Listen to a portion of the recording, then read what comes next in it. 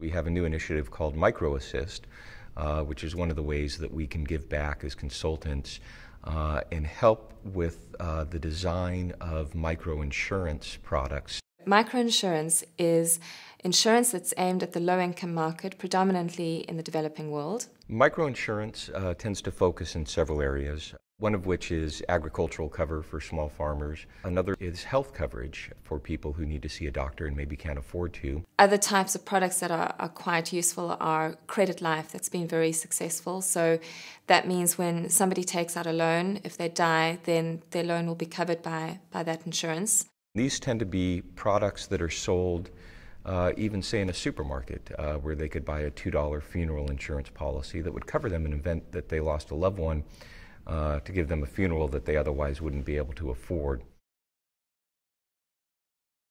When we talk about people who are covered by microinsurance, we're typically talking about people who are earning £5 a day or less. It's often sold to people living below the poverty level. It's often not available through large established insurance companies. We're talking often these are charitable organizations. When you're looking at this population, small risks can really affect the financial well-being of a family and be catastrophic. It's really important that people who live on low incomes have some kind of protection. In many parts of the developing world, there are social security systems in place, but sometimes these only offer benefits to the poorest of the poor. And there are many millions of people who cannot afford commercial insurance products, but who are also not covered by the social security that exists.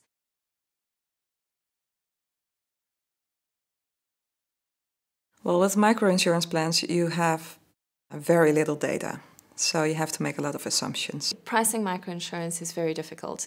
In most markets, data can be a problem, and this is even more so in the developing world. However, there is always some data that you can use to price products, and it just requires a lot of thinking about how you can use the data that does exist. By making the right assumptions and by having enough experience, it's doable. Over time, a volume of data will be built up for microinsurance, and it'll become easier to do analyses on this data and come up with pricing that is more accurate.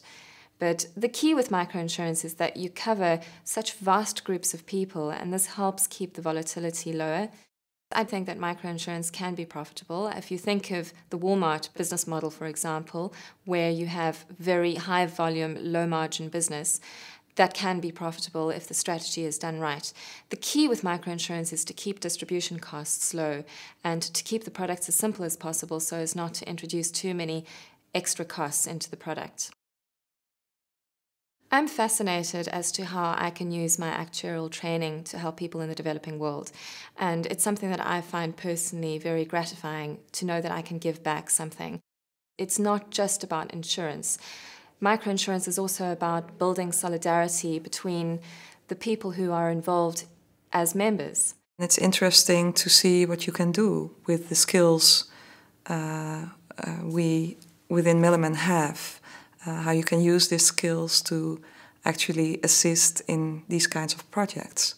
I think that Milliman is very well placed because we have consultants all over the world, some of whom actually come from developing countries themselves and do understand the issues that are involved.